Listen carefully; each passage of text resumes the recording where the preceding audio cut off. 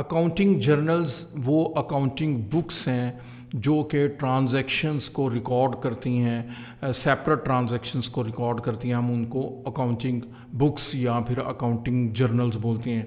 Accounting के अंदर different type की ट्रांजैक्शंस होती हैं, जिस तरह कुछ सप्लायर से रिलेटेड ट्रांजैक्शंस होती हैं, फिर सेल्स से रिलेटेड ट्रांजैक्शंस होती हैं, बैंक की ट्रांजैक्शंस होती हैं। तो अगर हम उनको एक ही जगह एक ही बुक के अंदर उसको रिकॉर्ड करते जाएंगे तो वो एक कॉम्प्लेक्स किस्म का सिनेरियो डेवलप हो जाएगा, जो कि बहुत ज़्यादा कॉम्प्लिकेटेड हो जाएगा ट्रांजैक्शंस को मेंटेन करना। तो इसी तरह हर सिस्टम के अंदर ईआरपीज़ आपको ऑप्शन देता है कि अकाउंटिंग बुक्स या फिर अकाउंटिंग जर्नल्स डिफाइन करने, और जो ट्रांजैक्शन की नेचर के हिसाब से है उनको बुक्स को सेपरेटली मेंटेन करें।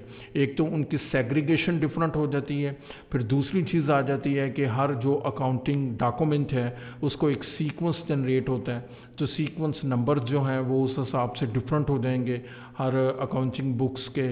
और फिर उनके कंट्रोल को इम्प्रूव करने के लिए, ट्रांजैक्शंस को कंट्रोल करने के लिए अकाउंटिंग जर्नल्स या फिर अकाउंटिंग बुक्स को डिफ़ाइन करना बहुत इंपॉर्टेंट, बहुत अहमियत रखता है। तो आइए स्क्रीन के ऊपर चलते हैं और देखते हैं अकाउंटिंग जर्नल्स उर्दू के अंदर किस तरीके से डिफ़ाइन करते हैं।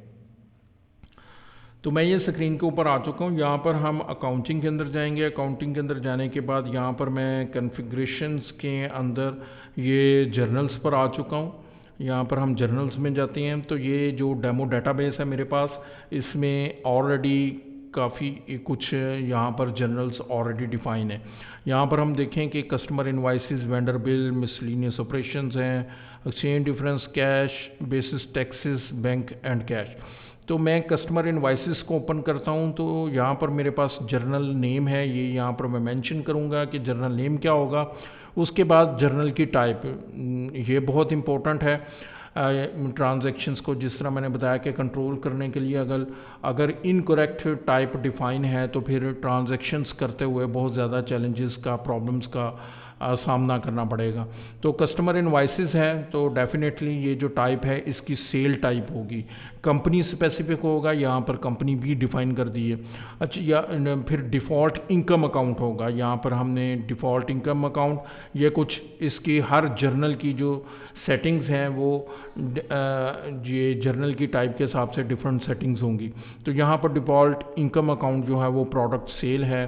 क्रेडिट नोट जो है वो उसका डेडिकेटेड क्रेडिट नोट सीक्वेंस के जो क्रेडिट नोट्स हैं, जो क्रेडिट मेमोज हैं, उनका जो सीक्वेंस जनरेट होगा वो सेम सीक्वेंस होगा या फिर डिफरेंट होगा। तो यहाँ पर डेडिकेटेड लिखा हुआ है तो इसका मतलब ये है कि डिफरेंट सीक्वेंस उसका जनरेट होगा। शॉर्ट कोड क्या होगा? INV। INV मीन्स के जब इसका डॉक्यूमेंट सीक्वेंस जनरेट होगा तो इस शॉर्ट कोड से इनिशियली वो रिकग्नाइज करेगा। करेंसी स्पेसिफिक भी हम कर सकते हैं, जिस तरह अगर एक कंपनी जो है उसका bank account USD bank account है तो उसके लिए हम जर्नल USD डिफाइन कर सकते हैं।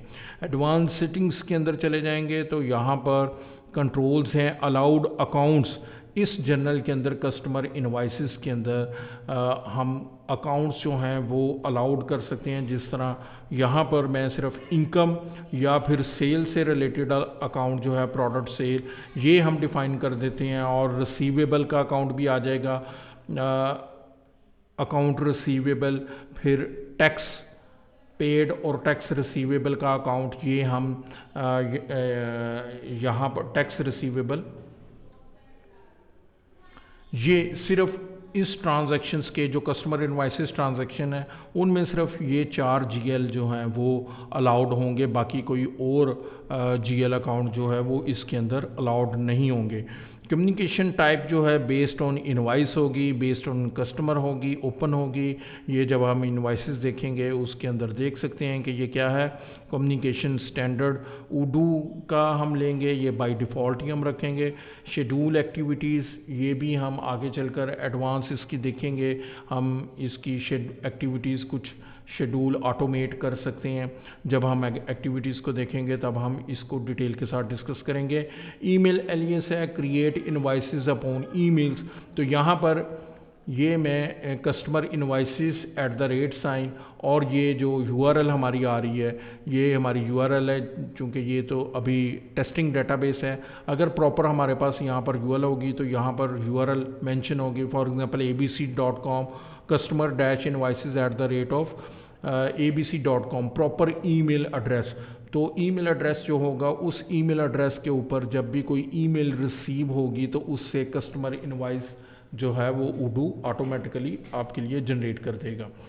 ये उसके बाद अगर हम डिस्कार्ड चेंजेस कर देते हैं, कस्टमर इनवाइसेस है, वेंडर बिल्स जो हैं बिल्कुल इसके वॉइस वर्सा हैं, टाइप इसकी परचेज हो जाएगी। इसी तरह एक्सपेंस अकाउंट इसका डिफ़ॉल्ट एक्सपेंस अकाउंट एक मेंशन कर दिया है, डेडिकेटेड क्रेडिट नोट और शॉर्ट कोड जिसका बिल आ गया है एडवांस सेटिंग्स के अंदर वही सेटिंग्स हैं। ईमेल एलियास हम दे सकते हैं, अलाउड अकाउंट जो हैं वो हम यहाँ पर मेंशन कर सकते हैं।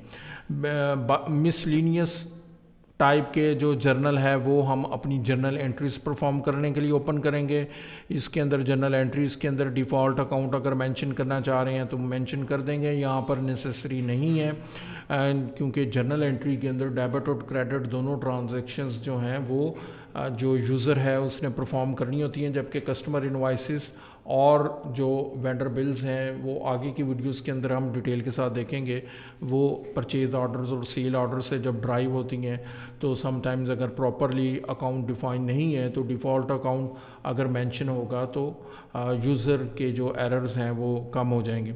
शॉर्ट कोड इसका मिसलिनियस के नाम से आ जाएगा। इसी तरह एडवांस सेटिंग्स के अंदर अलाउड अकाउंट उसी तरीके से हम मेंशन कर सकते हैं।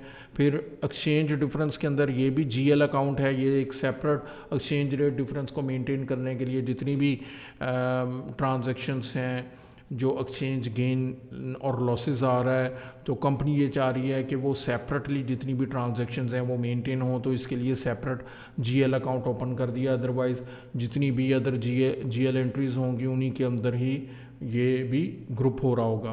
कैश टैक्स बेसिस इसको अभी छोड़ देते हैं। उसके बाद फिर हम नेक्स्ट आ जाते हैं bank. This is important. Bank के अंदर जर्नल नेम मेरे पास बैंक है और इसका टाइप बैंक है। जर्नल नेम बैंक, यहाँ पर हम इसका नाम कंसीडर कर सकते हैं मिज़ान बैंक।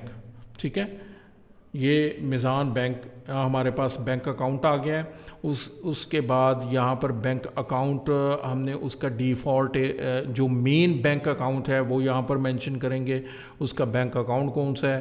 सस्पेंस अकाउंट यहाँ पर हम मेंशन करेंगे, ये एक जब हम बैंक से रिलेटेड ट्रांजैक्शंस करेंगे तो यहाँ पर हमें इसकी सस्पेंस अकाउंट की ज़रूरत पड़ेगी, ये मैंडेटरी है, यहाँ पर हमने मेंशन करना है। प्रॉफिट एंड लॉस अकाउंट्स जो एक्सचेंज गेन और लॉसेस के लिए वो ये कैश डिफरेंस गेन और लॉस ये हमने मेंशन कर दिया है। Dedicated payment sequence, payments incoming payments भी हैं, आउटगोइंग पेमेंट्स भी हैं, तो हमारे पास जो डेडिकेटेड जो है वो सीक्वेंस सेपरेटली होंगे। शॉर्ट कोड BNK1 हमारे पास आ गया है। इनकमिंग पेमेंट्स के अंदर पेमेंट मेथड्स हमने डिफाइन कर दिए हैं, कौन कौन से पेमेंट मेथड्स। इनकमिंग के अंदर मैनुअल हमने लिए है, आउटगोइंग के अंदर मैनुअल भी हैं, चेक भी हैं। जब पेमेंट सप्लायर्स को करनी है तो वो चेक्स के थ्रू भी हो सकती हैं। जब चेक के थ्रू होंगी तो फिर सीक्वेंसेस मेंटेन होंगी और यहाँ पर चेक प्रिंटिंग जो है वो मैनुअल नंबरिंग है या फिर ऑटोमेटेड नंबरिंग है, इसको भी आगे चलकर हम देखेंगे। एडवांस सेटिंग्स के अंदर यहाँ पर भी बैंक्स की ट्रांजैक्शंस को कंट्रोल करने के लिए अलाउड बैंक अकाउंट हम कर लेते हैं। हम इसको डिस्कार्ड कर देते हैं और क्विकली एक जर्नल जो है वो नया मिज़ान बैंक के नाम से मिज़ान बैंक हम ओपन कर लेते हैं। यहाँ पर इसका जो टाइप है वो मैं बैंक कर देता हूँ। जैसे ही मैंने बैंक किया है तो ये मेरे पास एक्स्ट्रा फील्ड जो हैं वो यहाँ पर डिस्प्ले हो चुकी हैं। सस्पेंस अकाउंट देखें, bank suspense account by default जो मेरे पास था वो यहाँ पर इसने ले लिया है। जो शॉर्ट कोड है वो बैंक 2 आ रहा है। बैंक 2 का मतलब ये है कि जो सीक्वेंसेस हैं वो बैंक 2 से स्टार्ट होंगे। मैं यहाँ पर MBL 1 के नाम से कर देता हूँ। MBL 1 के नाम से करने के बाद सिंपली मैं इसको सेव कर देता हूँ। अब जैसे ही मैंने इसको सेव किया, सेव करने के बाद यहाँ पर देखें कि बैंक अकाउंट उसने उडू ने ऑटोमेटिकली ओपन कर दिया है। अगर GL अकाउंट, ये बैंक का GL अकाउंट है, सब सीक्वेंट GL अकाउंट, अगर तो मैंने ऑलरेडी GL अकाउंट ओपन किया है तो यहाँ पर मैं अपनी मर्ज़ी का भी मेंशन कर सकता हूँ, लेकिन यहाँ पर उसने बैंक अकाउंट जो खुद से इस जर्नल के लिए क्रिएट कर दिया। और उसके बाद प्रॉफिट एंड लॉस अकाउंट के लिए कैश डिफरेंस अकाउंट जो ऑलरेडी ओपन थे वो वहाँ पर उसने ऑटोमेटिकली ड्राइव कर लिए, अगर नहीं किए तो हम यहाँ पर मेंशन कर सकते हैं। यहाँ पर एक और इम्पॉर्टेंट चीज़ है बैंक अकाउंट नंबर। तो यहाँ पर इस बैंक का हम MBL09 यहाँ पर मैं बैंक अकाउंट नंबर मेंशन करूँगा। ये मैंने यहाँ पर अकाउंट नंबर मेंशन कर दिया है। अब यहाँ पर जब मैंने अकाउंट क्रिएट किया, ये नंबर मेंशन किया है, तो नीचे एक ऑप्शन आया था क्रिएट का, मैंने इसको क्रिएट कर दिया है।